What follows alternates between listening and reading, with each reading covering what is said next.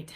Hi, everybody. This is Tracy Breed, and I am going to be personal today as I come out with the latest video. I have been reading comments on YouTube with this only child adult orphan video channel that we have, and these comments that are coming in, some of them reflect requests, and one of the big requests I've been getting recently was how the aloneness of our situation as only child adult orphans, how it impacts our relationships with other people, impacts our ability to make a connection, impacts our ability to draw in the stability that we're needing, how this need for connect is important to us, and when we don't have it, how it makes us feel alone. Anyway, that is my topic this week, is relationships, and it was a big one by request. So here we go. I do have a lot to say on this topic, and usually when I create these videos, I mull over in my head the things that I think are important to talk about, but I don't have a script or anything that I memorize. I just tell you from my own personal knowledge and life experiences what I think would be important for anybody to hear. As your correspondences, your comments on this YouTube channel have been coming in, some stories are being shared. And we look at our own life experiences, and sometimes we go through hard things. And I think in my own lifetime, I feel like I've lived like 3 or 4 lifetimes because of this scenario I've gone through as an only child adult orphan. And just when I think, wow, that was hard, or I've cried some tears, or I have really turned into an old soul from these experiences, I start reading your experiences, and I think, you know, it reminds me of a quote I heard once of, wow, I'd rather pick my trials than the next guy's. Mine are hard enough as it is. You probably wouldn't want to have picked my trials, but they were ours, and they have been a part of our personal journey, and they have led to who we are and how we've turned out. Hopefully for the good if we let it, right? With that being said, I felt like the best way to discuss relationships here is to give 3 given scenarios that I've ran across recently on relationship examples. I was talking to a friend recently, and they were telling me how depressed this particular person is being married to their brother. And this brother is just a winner of a guy, kind of on the obnoxious side, not a very thoughtful husband, kind of a piece of work, a bit, not the easiest to live with or get along with. And this person's sister-in-law, who happens to be married to this winner, she's gone through a lot of anxiety and depression and isolation on trying to navigate her aloneness and manage this marriage that seems lackluster because of the winner of the guy she's married to. Anyway, one time, this friend of mine, their relatives took the gal, the wife, who was married to this gentleman, out on a road trip. It was a several-day-long road trip, and they went out to Graceland to see Elvis Presley's establishment. This person, who was very isolated, who was going through depression, all of a sudden perked up big time and just started talking endlessly and chirping like a songbird on needing to have company. And just, it almost became obnoxious. Doesn't matter if somebody's introverted or extroverted. It seemed as if this person was compensating for the lack of companionship or friendship that they were getting. There was just so much isolation. And there was an interesting aha moment that I had as this friend was telling me this story. Absolutely, I have empathy and understand that this person kind of came alive on, yay, I'm getting out of the house, I'm talking to some friends, I'm going on a road trip, how exciting, and I'm getting some company. That would be a lot to be excited about, right? So maybe that's why that person was overcompensating on all the talking. It doesn't matter. But the big takeaway I got from that story was, I said, what if this person's husband had died? Okay, this guy was no longer in existence.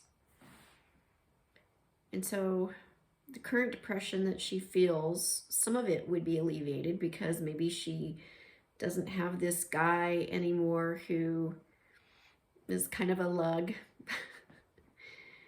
and being a dunderhead. Maybe she doesn't have that by her side anymore. And so there's some relief felt that way on his departure. But if that guy was gone, she would still have to learn how to manage her own happiness. The happiness that she would have to learn how to manage now. Even if she's married to him. Even if she's no longer married to him. This depression, this anxiety, this loneliness, this isolation, this lack of friends, this lack of getting out of the house, the need for stimulation. She would still have to figure those things out even if this guy just died or not. And that happiness comes from within.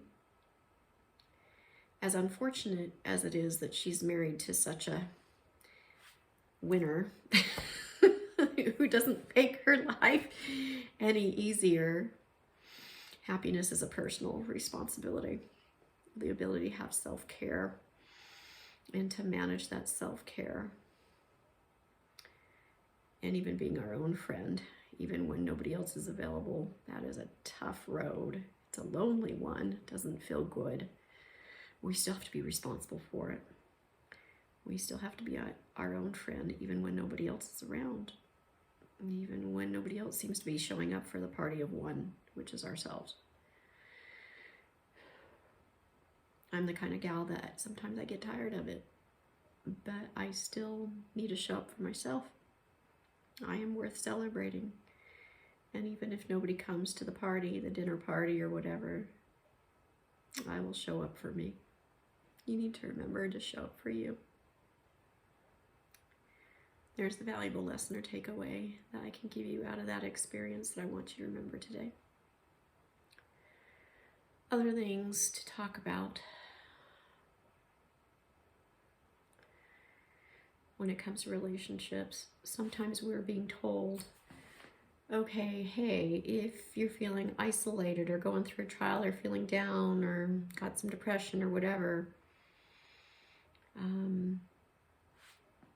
turn to your best friend, which is your spouse, right? Your husband or your wife. Turn to your church community. They are your church family. Turn to them. Maybe you'll find joy or satisfaction within your workplace. Throw yourself more into your work. Or work on you. Throw yourself into your passions. Although there are fragments, and that's what I'm going to call them, fragments of answers in those things, it is not the total answer. I want you to really think about this. I am on a Facebook page called Only Child Adult Orphans, and I'm one of the administrators on that page. And there was a comment the other day on that Facebook page of, I need my husband to be more understanding. I need my church to be more understanding. I need my friends to be more understanding of my grief and loss or my isolation or of my aloneness or my only childness or whatever. I get it, I get it, I get it. It would be nicer if your spouse was a little more kinder, more thoughtful, more considerate. It would be nicer, wouldn't it? It would be nicer if that church family that you belong to, of church of whatever, you know, doesn't matter if it's Lutheran, Methodist, Catholic, Mormon, Buddhist, whatever. It'd be nice if that church family seemed more sensitive or was willing to offer more friendship or fellowship, right? It would be nice if these little friends that you have in your corner that you've developed throughout your lifetime that seem there but not completely there, it'd be nice if they could help ease the burden, or if they would understand or get it more. Why am I bringing all this up?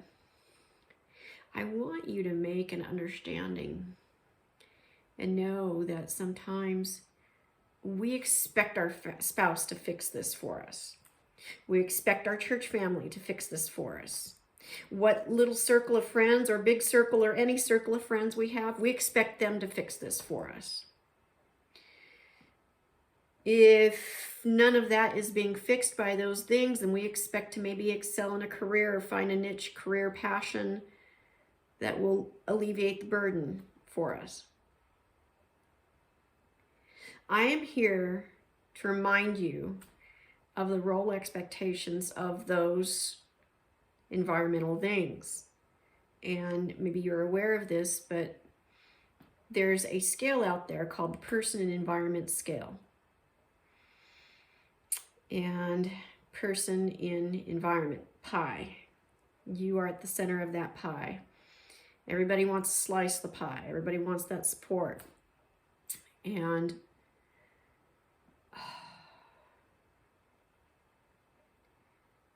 there's expectations connected to all that. Now, with the person in environment model that I'm mentioning, there's macro, the environment at large. There's micro, the environment that's more person-centered, related to your inner world, you and your intimate setting, maybe you and your home, your family. Then there's, so I did macro, micro, meso. It's interpersonal. It's you and maybe an entity in the environment, maybe some good friends, or maybe a certain niche that you've developed in the community. So macro, micro, meso. So why am I bringing up this person and environment model? Macro, micro, meso. We are expecting folks on the macro level, folks on the micro level, folks on the meso level to take this pain, this burden, and fix it for us. We're expecting them to alleviate the burden. Your spouse's job is to be a good spouse. Your spouse's job is not to take this from you and fix it for you. That's your job. That's hard to hear, but it's the truth. It's not your church's job to take this burden from you and fix it for you. It's just your church's job to be a good congregation, to give you spiritual enlightenment. If friends come around with fellowship, great. If they kind of don't notice you and they're just friendly and don't provide enough fellowship, it's not their job to fix this. It's their job to be a good church. You may say, well, part of being a good church is why don't they fix it? It's not their role. It's not your husband's role, not your wife's role. It's not their role. Your spouse's job is to be a kind, loving spouse, a trustworthy spouse.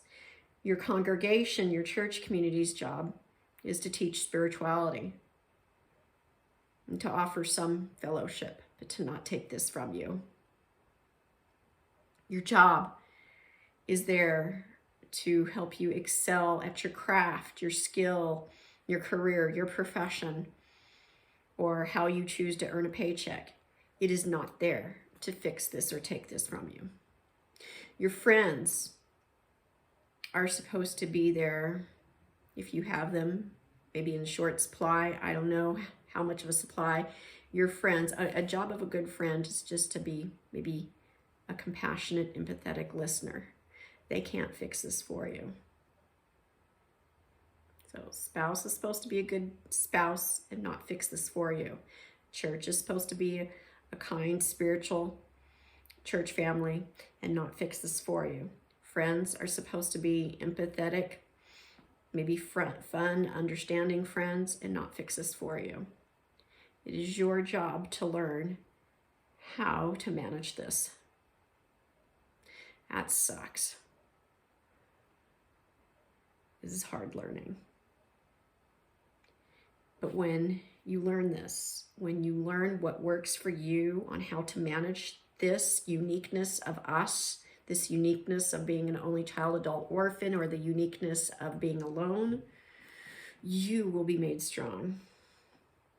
Character will develop, talents will develop. That's the silver lining approach of goodness out of this, right? It is your job. It's your responsibility, not theirs. Some of us have a harder responsibility where it feels like the deck is stacked against us. I've had people share their story where, hey, I was abandoned. I am an orphan. Or my parents weren't the best parents. They were awful to me. And now they're dead and gone, and now I have nobody. And I'm an orphan, and I've had crappy parenting, and I feel even more alone. I am sorry if you have had things presented to you in your life of, for example, you signed up to get hired at a certain job, but you didn't know you'd have a crappy boss. Sometimes you get hired and you have a great boss. Sometimes you just don't know what you're going to get. And then you have had these parents. You're grateful that you had them, and now you don't have any. But wow, the parents you had, they were rough.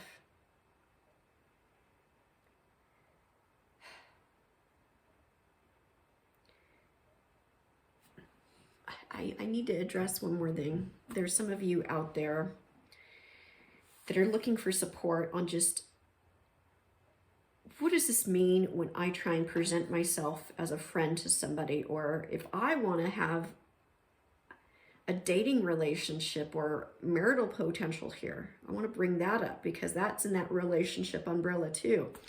I had somebody on my YouTube channel say, I'd like to date, and sometimes when I get to know people, they want to bring me home to mom and dad, and then I don't have any brothers or sisters to present. I have no family to present. I don't have a mom and dad to bring them home to or to show them of who I am. I feel like a weirdo. I feel like that I'm not going to present well. I'm here to tell you in regard to that and these other scenarios I have mentioned about your spouse, your friends, the church, your job, the community not doing it for you and you doing it for you, and that's a must, by the way. It's the same with meeting somebody new and fearing that they're going to judge you for being isolated, or fear that you are going to be judged for having grief, or fear that you don't come with a traditional background, homegrown with a family, mom and a dad and siblings. Do you fear yourself?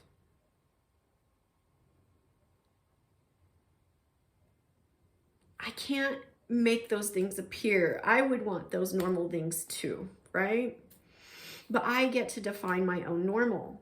And so if somebody was bringing me to a church community, to a job, to a new spouse potential or dating partner, and I'm here to meet mom and dad, and I'm here to present myself, or I'm here to make friends, and they all have families, but I don't really have a family. And I fear what all these entities are going to think of me if I'm not good enough, or I'm weird, I'm the anomaly, right? I used to feel that way, and I stopped because I realized that I had my own back. My parents didn't have my back anymore. I can't count on the fickleness of people in the community or in my church or congregation who don't know me or might judge me or might be close to me or take years to warm up to me. I got my own back. I understand myself better than anybody. And I know I've got class. I know I've got heart. I know I have good manners and respect. And I know how to be kind to people. And I would like to think that that counts for something still, even though we've lost our families, guys. It's like, so what? Maybe I don't have a mom and dad anymore and I have no siblings and I'm by myself, or I've been divorced or whatever. But when people are around me and I do the best I can on being me, and I treat people with respect, people might look at me and go, you know what? Wow, Tracy's been through so much, or doesn't have that family, or doesn't have this, doesn't have that, doesn't act traditional or have this in a traditional way, but I like her. Why do I like her? Because she comes across sincere, respectful, kind. And there's a quote out there of, most people aren't going to remember what you're going to say. You're probably not going to remember everything I say today on this YouTube video. But most of you will remember how I've made you feel through these videos. And that's how people are going to feel about you. And I would want that to stand out more front and center than being an only child, adult orphan, who's been divorced and gone through all this grief and loss stuff. That when I am present for you and I am being authentic and real and I am showing up and I am being respectful, that's who you're going to remember, and that's who you'll make room for in your life. Same can be for you. Same. So you remember that instead of thinking, I don't have this, I have lost that, I am weird this way. You look at yourself and go, I am amazing. Yep, this is who I am. This is how I come. But I know how to be good. I know how to be kind. I know how to be fair. I know how to be respectful. And a lot of people won't give me the time of day, even if I get those things right, the important things. But so what? That's awesome. If they don't get me on that level, then maybe that's okay, because I would want the real people to get me.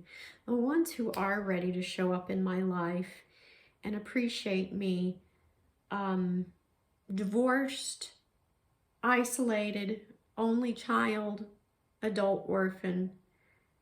That those who show up and really get that person and want to be a friend of that person, guess what? I'm here for you. And that's who I would want in my life. Those who are ready to be real with me as I have been real with them. That's who you want. So don't be afraid to just be real. You don't have to be normal. Just be real. And then real magic starts coming. And when that real magic starts coming, real forward momentum and real repair and real autonomy and real growth gets made. That's my message to you this week, and I hope and pray that you'll remember that. And if you stuck it out this long in this video, this is my longest one because this is probably my most personal, heartfelt one. I hope this really hits home where it needs to be. If you need more support beyond what these videos are providing on YouTube or what this video provided today, feel free to reach out to me either through comments like you have, or you could email me personally at tracyreed.lifecoach@gmail.com, and I will do my best to just even help you with where you're at if you want that through my life coaching services. If not, you just want a real person to be a friend and to just say hi to or to talk to about whatever. I'm just here to let you know I'm being real as I can. So I hope these messages have been helping you, and hope you got good value out of this today. Remember to protect your light with your life, and that you are so worth it. You are worth it. All right, signing off till next time. Have a good week. Bye.